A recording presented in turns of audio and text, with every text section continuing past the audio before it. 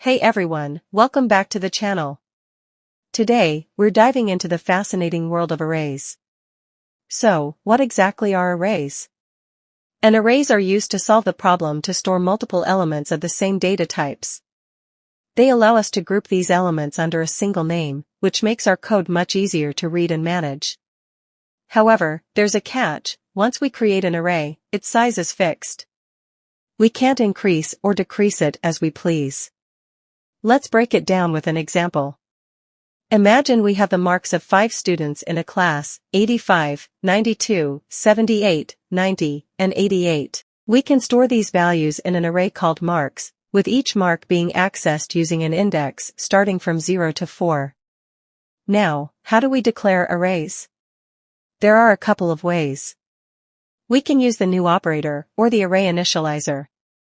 But remember, if we try to access an index beyond what the array can hold, we'll encounter an array index out of bounds exception. Here are some different ways to declare arrays. Int a equals new int 10, int b equals new int 3, int c equals 1, 3, 5, 6, 8, int d equals 1, 5, 7, 10. The length of an array is set when it's declared, and every array index is initialized accordingly. Here we see an example. Check the length of any array using length function. In this code snippet, marks.length returns the number of elements in the marks array, and it's stored in the length variable. Then, we print out the length using system.out.println. We get into more information. Don't forget to subscribe, like, and share. Types of arrays? We've got single-dimensional arrays and multi-dimensional arrays. Single-dimensional arrays. A single-dimensional array, also known as a one-dimensional array, is the simplest form of an array data structure. It consists of a collection of elements, all of the same data type, arranged in a single row or line. Each element in the array is identified by a unique index. In a single-dimensional array, elements are accessed using a single index value. The index starts from 0 for the first element and increments by 1 for each subsequent element. Elements are stored contiguously in memory, meaning they are placed one after the other. Here's a small example of a single-dimensional array in Java. In this program, we define a class named main. Inside the main class, we define a main method, which is the entry point of the program. We create an array named numbers and initialize it with integer values: 10, 20, 30, 40, 50.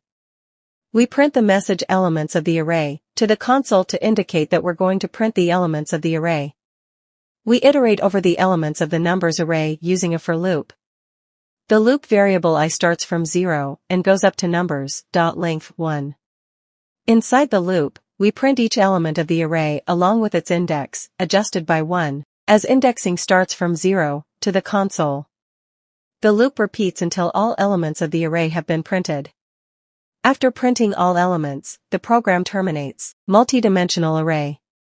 A multidimensional array is an array that has more than one dimension. While single-dimensional arrays are linear, multidimensional arrays have a tabular or grid-like structure, with elements organized in rows and columns, or additional dimensions. The most common type of multidimensional array is the two-dimensional array, which is essentially an array of arrays.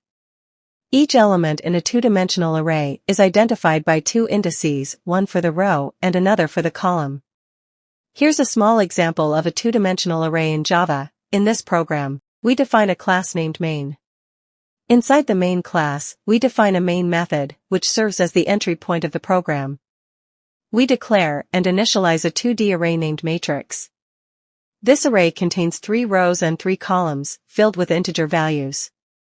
We print the message elements of the 2D array to the console to indicate that we are going to print the elements of the 2D array. We use a nested for loop to iterate over each element of the 2D array.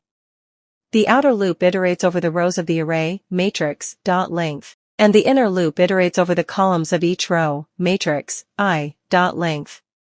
Inside the inner loop, we print each element of the 2D array followed by a space, matrix, I, j, plus. This prints the elements of each row in a single line separated by spaces. After printing all elements of a row, we move to the next line by printing an empty system.out.println statement. This ensures that each row of the 2D array is printed on a separate line. Once all elements are printed, the program terminates. And that's the explanation of an arrays. Thanks for watching, and I'll see you in the next one.